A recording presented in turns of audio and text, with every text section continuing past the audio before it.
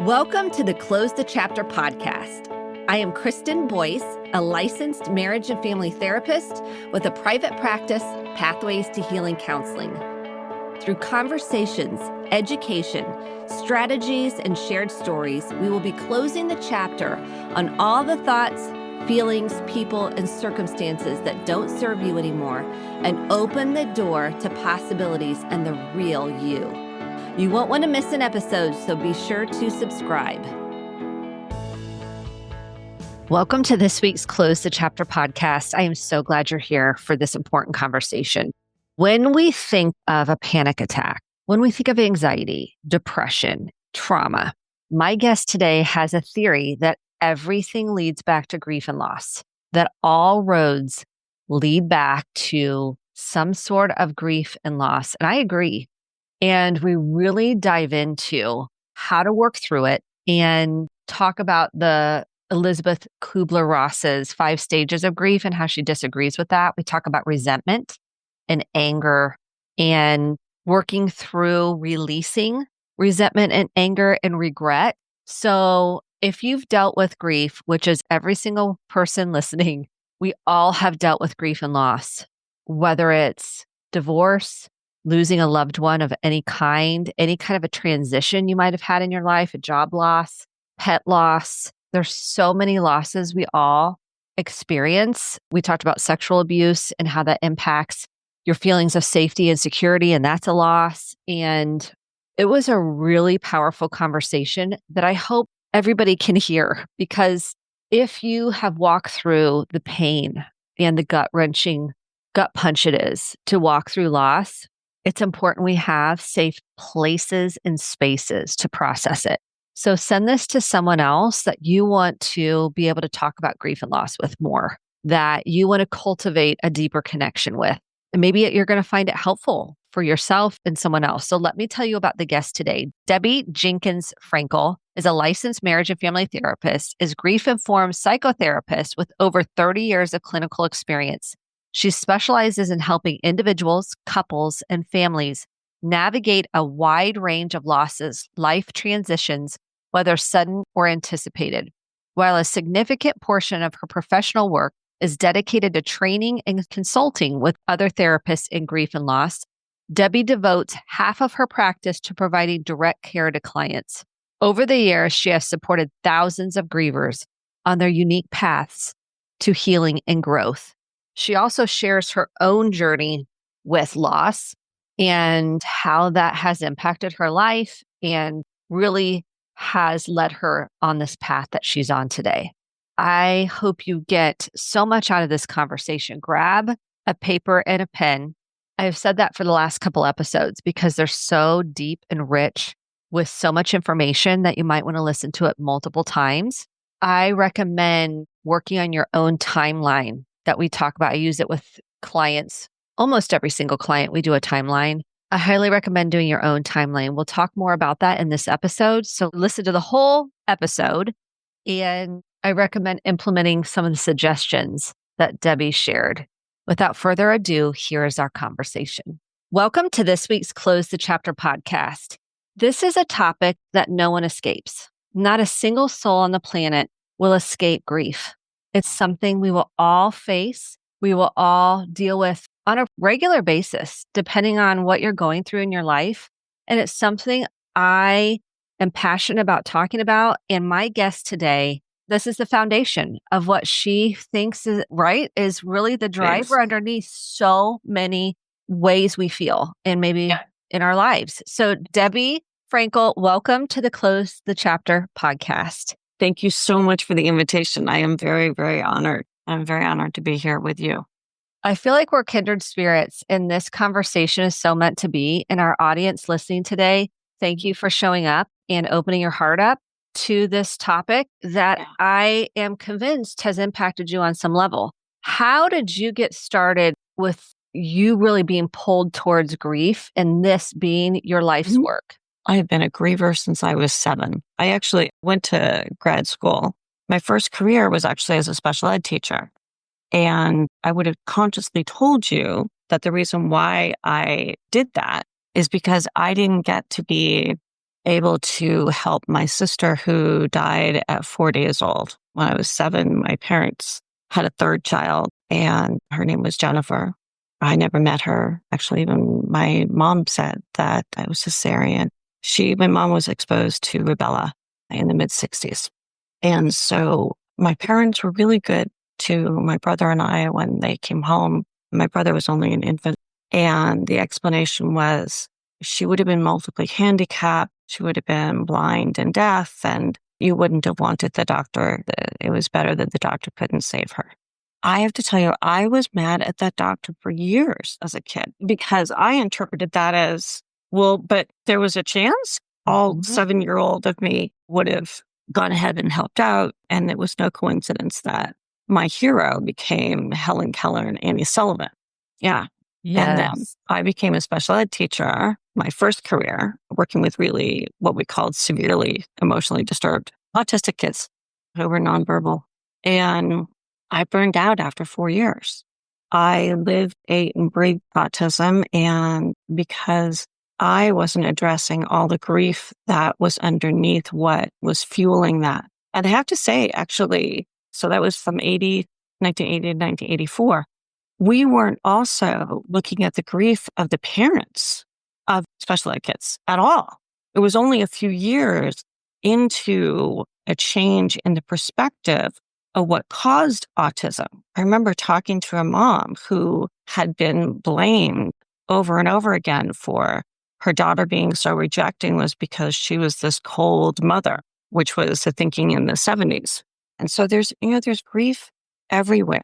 I went back, I got burned out, left, went into the insane world of retail management. Working for me was crazy. It was much crazier than the psych hospital that I worked at when I decided to go to grad school. I think that's a true statement. Yeah, Yes. it is. It is. Yeah. And so I went back to grad school. And in my last semester in grad school, my mom got diagnosed with cancer and died 16 days later. So, my whole world got turned inside out and upside down. I was focused and did my dissertation on sexually abused kids. And then my mom died, and man, I just saw grief everywhere. Yeah. And so, really changed my whole perspective. There's the 5 stages of dying, which are interpreted as 5 stages of grief. You can tell I don't agree with them. But as Elizabeth Kubler-Ross created those 5 stages out of her dissertation working with terminally ill patients. And the problem is that, it got glommed onto after that. And so there's denial, anger, bargaining, depression, acceptance. And the problem with the word denial is it's not so much that people say, no, mom didn't die. And not unless you're Norman Bates and you got mom stashed in the attic. And that's a whole nother diagnosis. But the strangeness, I like to call that surrealness, is that the whole world looks completely different and the same all at the same time. And how bizarre the world is and how it's not supposed to be like that. The root word of grief comes from gref, meaning injustice. And when I think about that, it's always unfair. Yeah. So you're the first person that has said that. And that really, I think I just want everybody to take that in because that's how it feels. It's a real of how it feels. Exactly. And I don't think we name that very often. Thanks for letting me share that because people come into us, especially when there's been very obvious losses, which are usually more death related. They come in very often and they think that there's something wrong with them. Yes. And it's that we live in a society that does not support grievers over and over and over again. Must be something wrong with me because everybody else seems to be okay and they're not okay. I think that's universally true when someone comes in with deep grief. They feel like, what's wrong with me? Everybody's waiting for me to get over this. Exactly. I have to say, even the term of get over it, if you've ever gotten drunk, which I have, and you've gotten a hangover, you want to get over the hangover. Sure. But we don't want to get over our loved one, just the semantics of that, but the imagery of that. Then with the word closure is that we don't want to close the door on them, is that we want to be able to, a lot of my work is focused on unfinished business. And you can't be in any relationship and not have some unfinished business. Either it's regrets of what we wish we could have done differently. And often that comes up as I hear a lot of that is guilt. I'll say 95% of the time, it's not guilt that they did something with malicious intent to harm the person. The guilt is actually, I think, how the helplessness manifests. It manifests in if I only could have done this or that. Yeah. And especially in retrospect. And then the unfinished business comes up in resentments and what we wish the other person had done differently. The 5 stages, if we look at anger and depression, those are not stages, they're feelings. Many grievers will come in and say, but I'm not mad at my loved one. And so what are you angry at them for?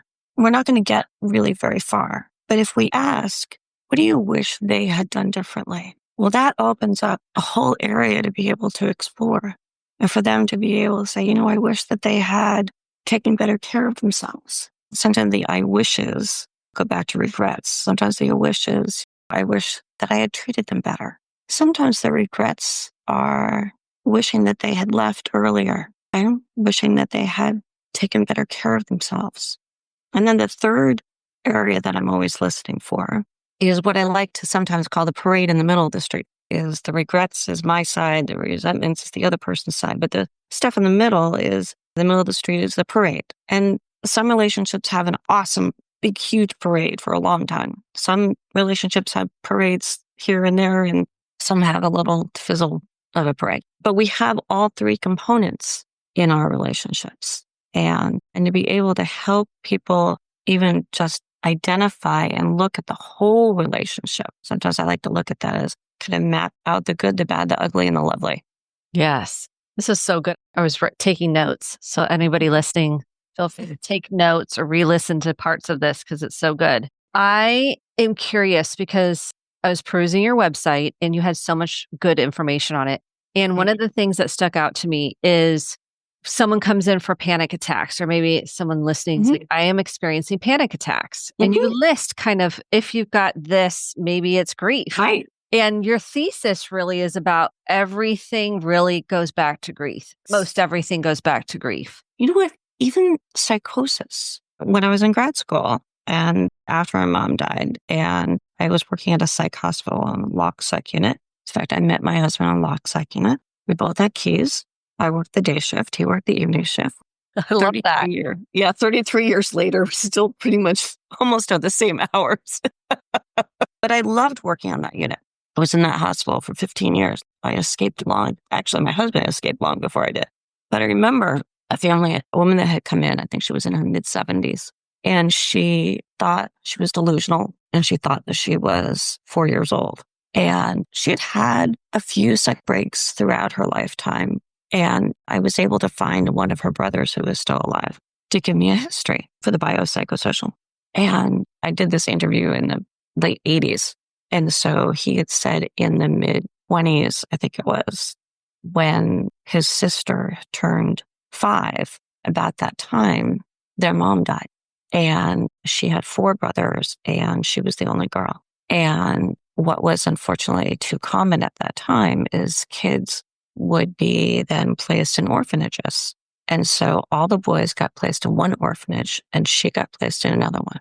And I remember hearing that thinking, well, that makes so much sense. Yes. All the puzzle pieces come together. Right. Some people want to call that, well, that's pathological grief. It's like, no, actually, that's really logical grief to me.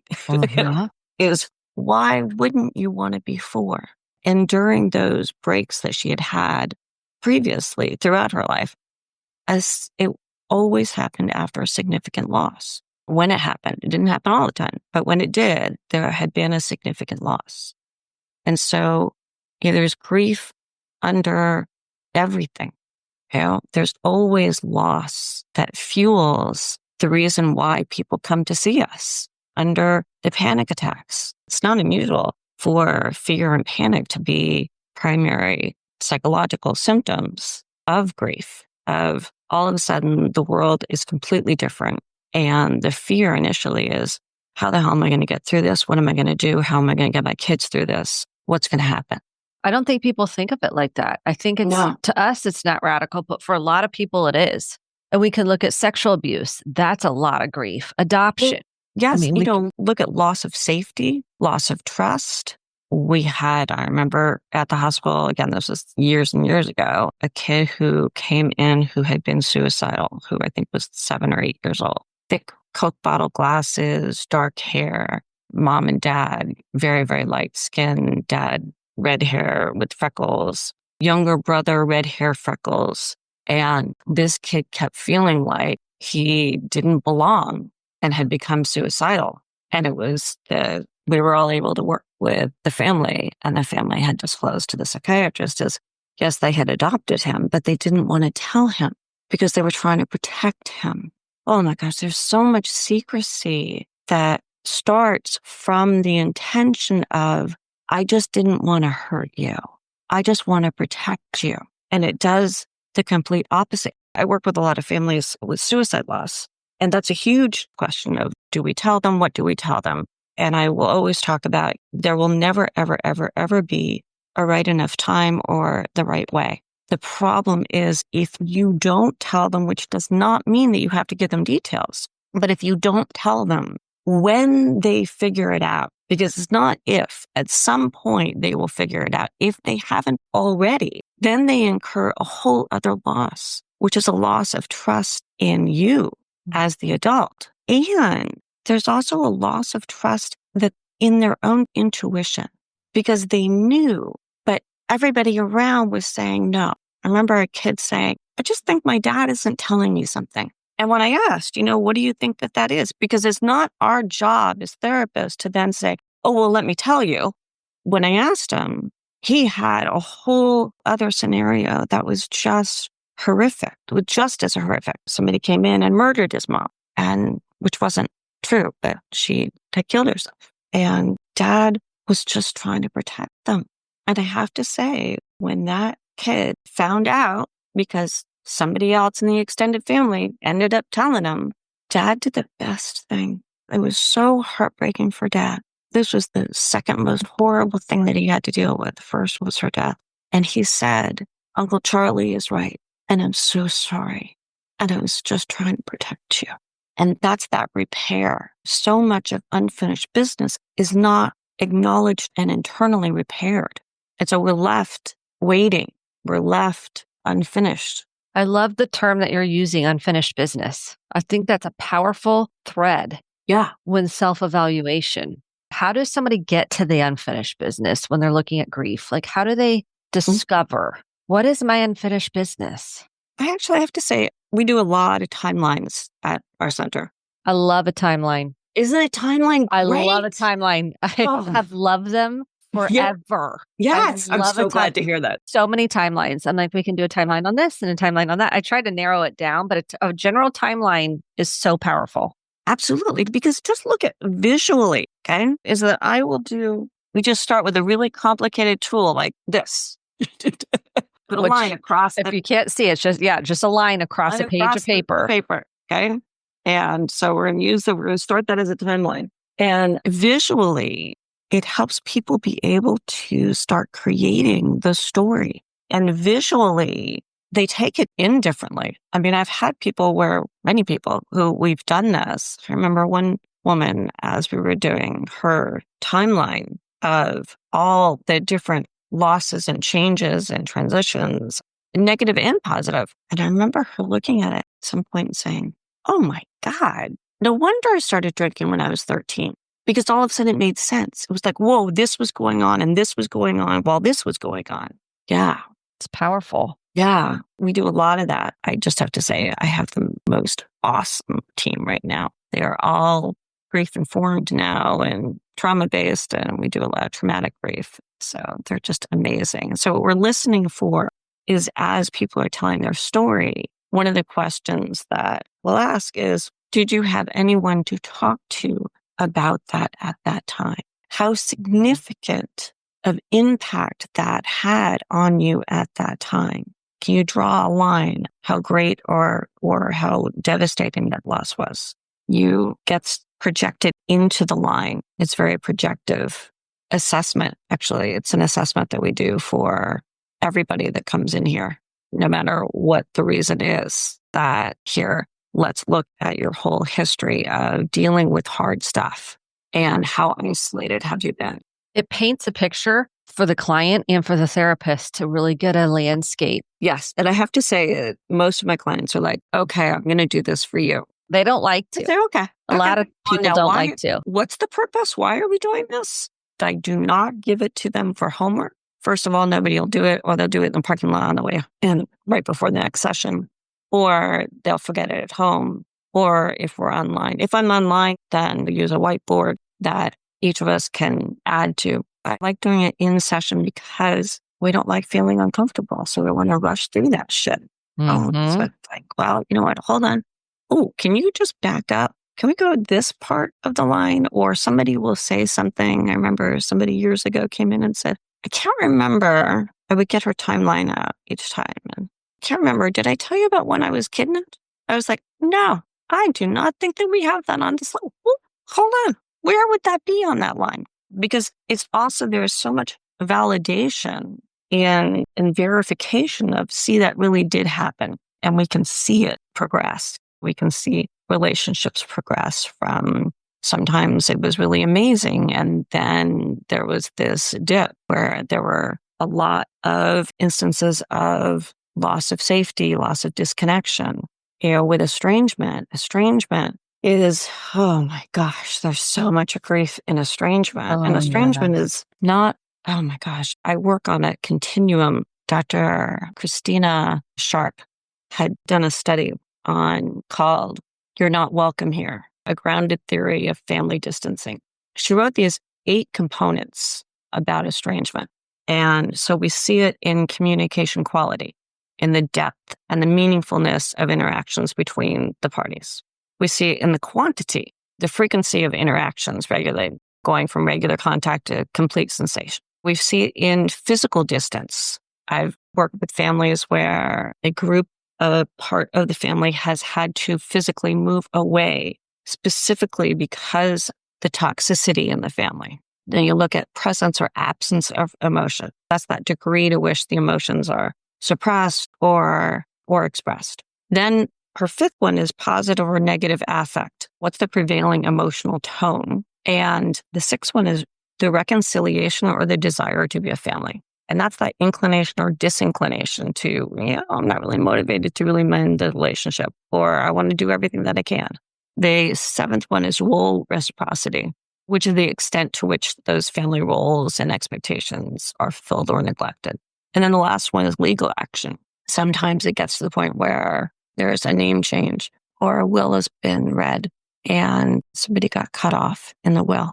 The fight about the things in families is not really about the things. It's about all the unfinished business.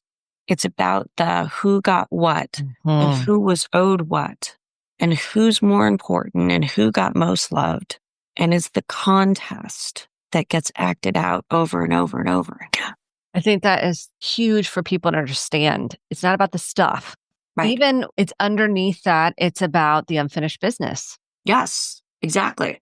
And I think that's so important for so many things, whether it's couples, anything that you might think it's about X. I'm like, is it really about unfinished business, which is really about grief? Exactly. So if we do the dotted line and we do the funnel, it funnels down to grief and loss. Yes. So underneath unfinished business is what you're saying is grief and loss, that we never really had an empathic witness or someone to help us process what you were experiencing. Yeah.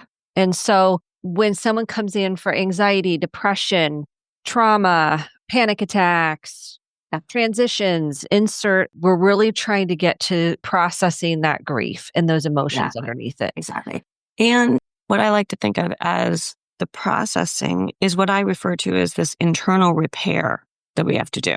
And that internal repair of what are we willing to hold ourselves accountable for?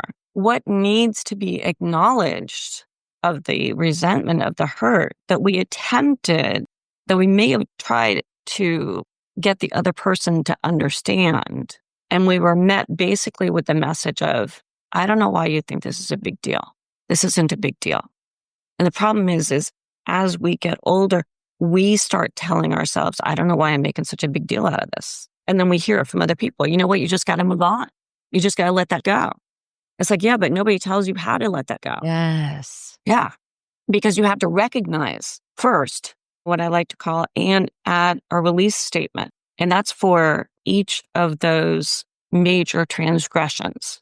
It's actually, I have people do an enormous amount of writing in a session, and we'll look at those three components. That third list is thank you for, I appreciate. I remember a guy who came in, he said, I'm sure I'm really different than what everybody else. Everybody else comes in, they're really mourning their parent and they're sad. He said, I'm not. I'm grateful that son of a bitch is dead. And the rabbi sent me here. And when I told him I didn't have anything nice to say, so I wasn't saying anything at the funeral. And he said, you need to go talk to Deb because it's consuming. It's like a run-on sentence over and over and over and over again. If only they had done this, and I wouldn't, I'm going to tell them this and that. And so we had come in and we had done a lot of processing. We really had to start with what we call the list. So, you know what? Maybe we just need to do the few list first. Okay. Then we can do the acknowledgement. Then it was harder for people who have been so transgressed against to take a look at what's your part. Okay. How do you even just hold on to maybe are you willing to release I don't want to hold on to my resentment anymore because it's strangling me and all my other relationships. But we had done a whole bunch of work. And I remember the day he came in and he said, I was so excited to come here today. He said, don't take it personally, Deb. I hate coming here. It's like, I know, I understand that. I get it. Nobody's in the mood to do grief. Heard that a couple of times. It's right. He said, but I found two things that I actually admire about him. One of them was his dad's work ethic. And Dad, later on in life, had lost his whole business, had become a drunk, and just had kind of withered away. And he was so mad and he was so upset with his dad for that. But when we were able to get through a lot of acknowledgement and release, he was able to say, I actually found two things that I'd be willing to give him credit for. I don't want you to make up shit. No. And then I see people in doing this. I tell everybody that comes in here, you know what? I'm not going to ask you to do any work that I haven't done myself. I say the F word a lot when I have to do it myself. I hate doing this work. And I also know I can't not do this work because if I don't, then I'm not clear, then I'm not of being present in any of my relationships, professional and personal. And so, so we just talk about the hardship. I was going to say something else, but I lost my train of thought. It just went right out of my head. I like this approach of release statements. Like, what would be an example of a release statement? So someone says, ooh, that could be helpful. What would that look like? I want you to know when you stop talking to me for 2 months. I like to think of this as the left side of the brain, the right side of the brain, then we're going to go back to the left. So left side is the event. I want you to know when you wouldn't talk to me for 2 months. I felt, then we're going to go over to the right. I felt rejected, unimportant, unloved. I never, ever let anybody get away with just one feeling. There's always a whole load of them. And as we're doing this, we'll tell people, I never, ever, ever want to put words in your mouth. What I'm listening for is what I think your heart has needed to say. And so I'm just going to throw stuff out every once in a while. You let me know. If it lands, great. If it doesn't, okay. And here's what's really cool. And that's all that reflective listening. And I don't reflect. I teach over at Pepperdine. I teach practicum class. Actually, I tell all my students the first night of the first semester of a new semester, I always say, so you've signed up for practicum. Unbeknownst to perhaps a few of you, you've also signed up for a grief class because I cannot teach this stuff without talking about grief and loss. Okay, so just so you know that, we're going to know that right up front. And I do a lot of writing of, and that statement of, what I hear you saying is, I'm like, oh dear God, don't say it that way. Mm-hmm. Because as soon as you get to what I hear you saying is, you've lost them. You've lost a griefer because the griefer has already expressed to you what they're feeling. Our job is to decode it. And so do it really in really short snippet. Oh, pretty frustrating, which is different than, oh, were you frustrated? Because in that way, were you frustrated? Then I got to think about how I was feeling. You're going back into the cognitive thought rather than staying with the emotion. Okay. Exactly. So you want them to stay with the feeling, the emotion, rather than going back up in their head. Exactly. Yeah. So being able to hear that, being able to give them words. So I was frustrated, overwhelmed, or I felt confused. Okay. That's the first part. Here's the event. Here are the emotions attached to it. Second part is and, not but. Because if I say but, then we negate all that. And it might be, and I choose not, if it's really activating for somebody, I'll say, how about we throw in, and I choose not to obsess over that for the rest of today. It's not forever. This is brain surgery that we're doing. We got to take a whole lot of actions. Okay. And I refuse to give you that. I choose not to give you that power in my head today. I choose not to hold on to my pain about that today. But there's got to be a release statement to the brain that says, okay, now I can put it down. Because if we just go to, okay, I acknowledge you and that made me feel. And so I'll usually go, that didn't make you feel. This happened and you felt. Okay. And I choose not to give you rent space for the rest of today, period. And that is really forgiveness. But I don't use that F word. I use the other one a lot. I'll use the forgiveness word. And because there's too much connotation and or condemning or outside condoning and pardoning that we equate with I forgive you. And so I think is much, much, much more powerful of do the acknowledgement of when you did this or you didn't do this, I felt, and I choose not to give you that power over me today. And we do that a lot. There are some people that, man, we're working on that list for several weeks. Or we go back and forth. The regret list is, what are you willing to cop to? I remember a woman who she had come in, her dad had just died, and she and I had done a lot of work while she was taking care of him because he was not a picnic to take care of at all. And she had always had a really conflicted relationship with her brother, which had just gotten far worse. And she came in and said, you know what, I got to do this differently because I keep writing, ranting, and venting letters. But venting doesn't get us anywhere and it doesn't change anything. And so we think, oh yeah, I just got to vent. It's like, yeah, but it creates its own energy. And then it's actually exhausting. And so instead, I had her doing, part of it was, okay, what's your part? So when her mom had died, her brother had kept some pieces of mom's jewelry that he knew was important to her. He never, ever, ever copped to it. After dad died, she kept dad's watch because she knew, well, that he wanted dad's watch. And so when we were doing this work, one of those was, I want you to know, when you took mom's jewelry, I was devastated and so angry and pissed off and lost. And I choose not to give you rent in my head for the rest of today. But the other part was, I was like, okay, are you willing to cop to, I'm sorry, I kept dad's watch? I still remember the smirk on her face. The smirk on her face was, She had to think about it. She had to think about it. Well, first of all, she was like, what? Yeah, exactly. Because you get defensive. There's a defensive she said, part but he did. I was like, wait, everything that goes after but, we're not going to negate that. That goes in that list. That's true. But don't use what you did to justify and rationalize what you wouldn't do to somebody else. Okay. Because otherwise you stay stuck and helpless. And so after we kind of gotten through that tussle, I just love her. She said, okay, fine. With a smirk on her face, she says, fine, I'll write it, but I don't believe it. I don't mean it. She said, I don't give a if you don't mean it.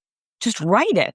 And it's going to stay in this room. It's not like you're going to call your brother and say, I'm sorry for that. But I want you to feel like you can repair that within you and put that down. And then, along the way, she found a couple of things that she actually appreciated about him.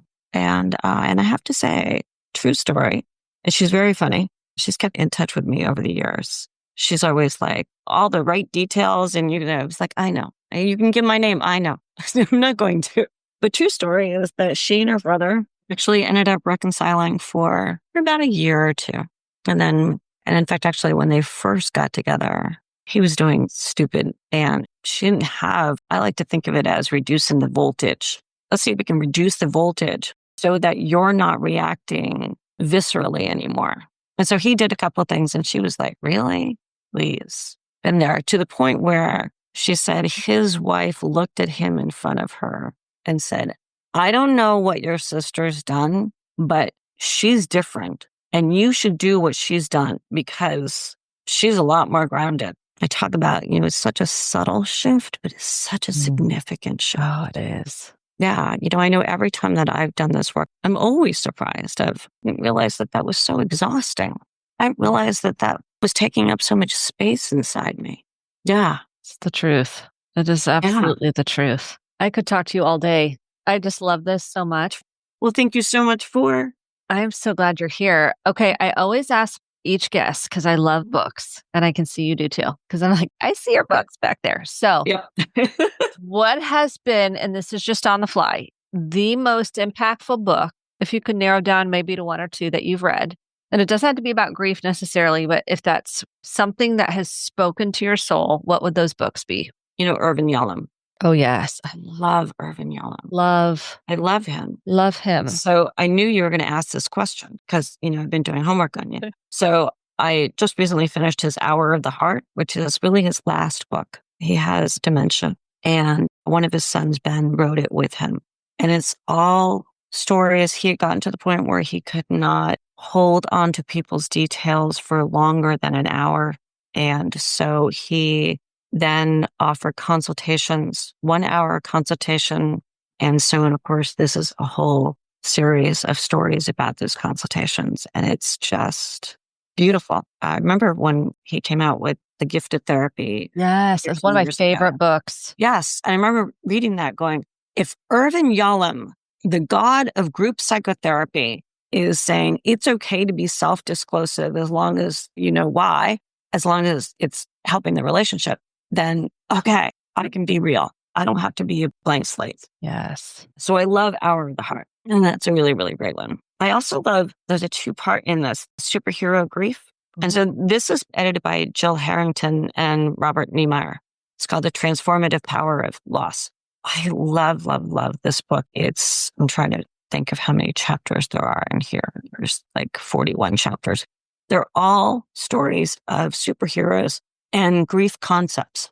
And so talking about Batman or Superman or Iron Man. And I will say there's another reason why I'm mentioning this is because there's a Superhero Grief 2 coming out, which is about non-finite loss. It's going to be edited by Jill Harrington and Dr. Darcy Harris. And I have a couple of chapters in there. Congratulations. Yes. That's so exciting. We'll have to look for that. It's such a great way of being able to talk about grief using different stories.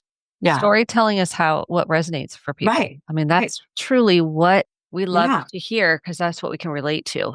Yeah. What did we not cover when it comes to grief that you feel like, you know what? I don't want to get off this podcast without mentioning this because it's that important. Oh my gosh. I think that there's just so much life and hope in doing grief work. I'll share that when people come to see me, by the end of the first session, I will always say to them truthfully, I will say, I'm going to hold the hope for you. Because how could you possibly even imagine not being completely crushed and decimated as you are right now? But I'm going to hold the hope for you because I've been doing this for a really long time. And what's really cool is I get to see people get their feet back on the ground. We have no idea what that looks like, but I'm going to hold that for you. And I've passed that along because I know that I've had several clients over the years afterwards who have come out to me and said, remember when you said you were going to hold on to that hope? I didn't realize I really needed that. Every once in a while, clients will say, but you said you were holding the hope. Yes, I am. Yeah, because they don't have it in the moment, especially with significant losses, loss of children. I've walked many clients through loss of children. It's a gut punch and it takes you down. Absolutely. Yes. To the depths of you didn't even despair. Exactly. So that is key, saying I'm holding the hope for you because they don't have any. They have very, they don't. Any. I mean, they're just grasping for life. So I leave you with that. Thank you, Debbie. I mean, the work you're doing in the world. Do you prefer Deb or Debbie? I should have asked you that at the beginning. Debbie. Okay. It's Deborah when I'm in big trouble. Okay. You've got so much life in you. I'm so grateful that we had this time together because what is our pain often is turned into purpose. Like what you went through at 7 and then losing your mom and You know Look what? what you transform that into. I'll share, I've lost every member of my family. And there's so much that I'm grateful for, but I'm so grateful for being able to have support systems, being able to get a whole lot of different tools all over the place, all over the world. I have to say, I was with Grief Recovery Institute for 19 years. And a lot of that work is inspired by them, but it's not the only thing. Oh my gosh, there's so many different. Bob Niemeyer, I'm so excited. In a week and a half, I get to go up and spend 5 days with him and like a whole bunch of other people, the grief retreat for the Portland Institute of Loss and Transition. And so, I have a Facebook group Tell us about it. that is specifically for clinicians who want to learn more about grief, and that's called Private Practice Grief. Oh my gosh, we have 4,500 people from all over the world. I will join that. I don't think I'm in that. Please do. I will join it for sure. Yeah. Where else can people find you if they're like, I love Debbie? Privatepracticegrief.com is my website for trainings. I'm doing a monthly using writing as a grief tool right now course. I've got an estrangement course for clinicians. I also have an estrangement course that's coming out for families. And that's on the CalabasasCounseling.com website. Wonderful. Yeah. So thank you. Thank you so much, Debbie. And I see you have a golden retriever in your office for those that are not able to see us. And I'm like, I have our pups in my office and you have your pup in yours. Yeah. I'm like, there we are. She's such a good therapy dog. Man, she knows when people need to be draped over. I love that. Oh, she's adorable. So thank you so much. Okay, thank you. So grateful for you. I send you a big hug. Thank you. Likewise. Thank you so much for listening to the Close the Chapter podcast.